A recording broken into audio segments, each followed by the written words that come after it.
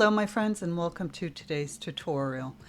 I'm Jeanette with Vivo Vintage Designs. In today's tutorial I am going to show you how I made these little brush rests and trinket dishes using Das air dry clay. So this is going to be a long one because it is quite a process, but they're so much fun to make and they're so useful. So I've tried a couple of air dry clays in the past, and this is the one that I like best. I find it easier to work with. There's a much less expensive one by Crayola, but it's very difficult to work with. Spend the money and buy the better brand. You'll find it a lot less frustrating. So you can see I've cut a piece of clay. I have cookie cutters. I have a bowl. I have a blade, a rolling pin. I have some wax paper. You can also use saran wrap or plastic wrap, parchment paper, a silicone pad to work on, anything so your clay doesn't stick to your surface. So once you pull the clay out of the package, you need to knead it. So you want to get all the air pockets out. So play with it in your hands, roll it back and forth until you get it nice and soft and pliable. Then you can roll it out, and I like to flip it over so I make sure that I have any creases out of it, that there's no cracks or air pockets in it. So once I have it to the desired length or shape that I need it, I will use a cookie cutter. But first I'm going to imprint this leaf into the clay. So you can go outside and pick some leaves. I like to pick leaves that are very veiny on the back side. It leaves a better impression, and then I'll use my cookie cutter to pull it out. And you can see that my clay, I would say, is probably about 1/4 of an inch thick when I rolled it out. And once you roll it out, you're going to wet your finger with just a little bit of water, and you're going to run it across the sides like this to get rid of any marks or any imperfections. Now you can see I'm putting down some plastic wrap, and this is really important because now we're going to put it in a bowl to use it as a mold. So I'm putting it in the bowl, and I'm using the plastic wrap to protect it so it doesn't stick to the bowl. Also, you can see I'm lifting the sides to release the air that's underneath, and I'm gently, very gently, pushing it down till I get the shape that I want for my bowl. So lifting the sides again releases the air pocket that's underneath and helps you to mold it to the shape you like. Now we're going to let this dry for about maybe 24 hours, I'd say. So here are some that are already dry. And what I like to do is after about 24 hours, I will take it out, and it's hard enough that it won't be bendable, or it's dry enough, and I take it out, I remove the saran wrap, and I lay it upside down, face down, so that the bottom dries as well.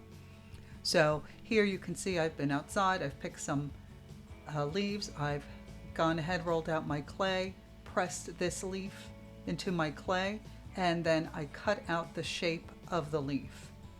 So I'm putting it on my plastic wrap. I've already taken my wet finger and run it along the sides, and now I'm using this bowl to mold the shape that I want this to dry in. And you can use any size bowl, any shape that you like. And now we're going to set that aside to dry.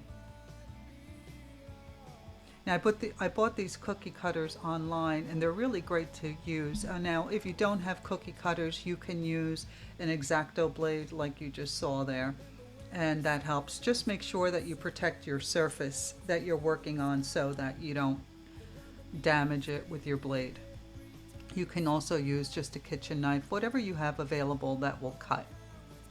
So here I'm rolling this leaf into the clay, and you can see it made a really nice impression, and I'm going to make a small trinket dish.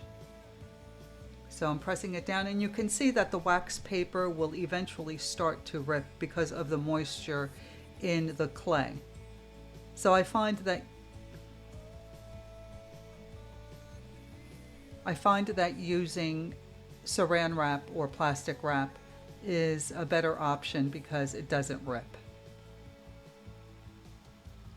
So here I'm laying it into my bowl, and you can see I'm lifting up the sides of the plastic wrap to release the air underneath and pushing it down gently until I get the desired shape that I want.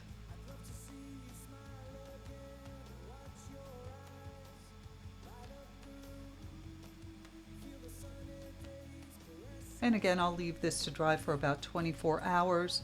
And once it's hard enough, I will take it out, remove the saran wrap, plastic wrap. I keep saying saran wrap, you know what I mean.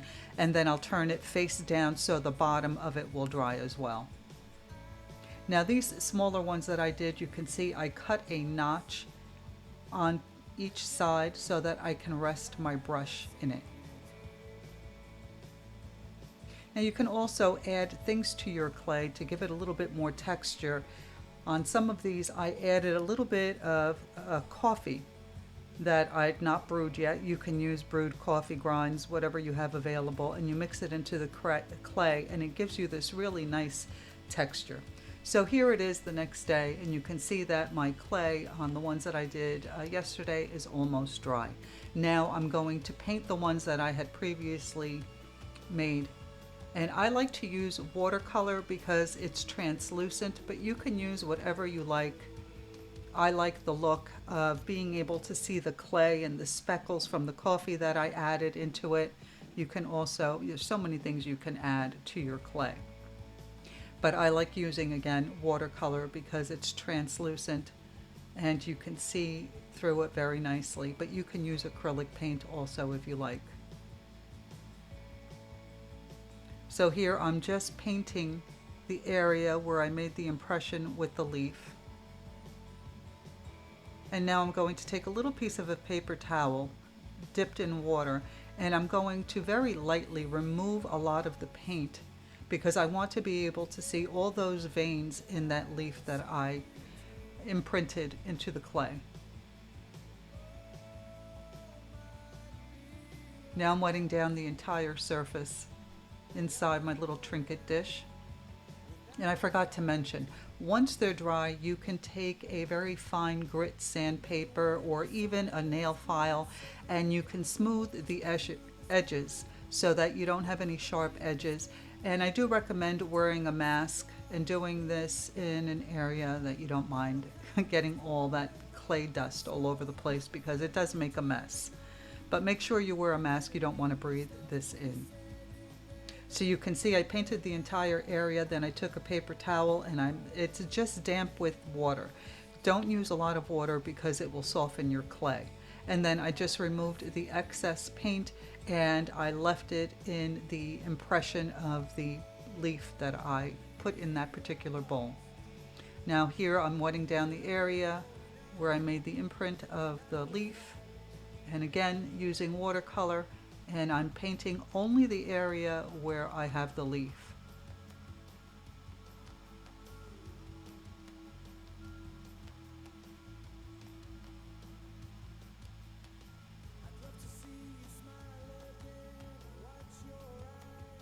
And then again I'll use a little bit of a paper towel, just damp with water, and I'll lift some of that color out. Now once these are all dry, you can use Mod Podge to seal them, or you can use resin to seal them. But they make wonderful little gifts, wonderful brush rests, and they're just so much fun to work with. I hope that you've enjoyed this video and that you give it a try. Let me know if you have any questions in the comment section, and please don't forget to like, comment, and subscribe. Thanks for watching. Bye.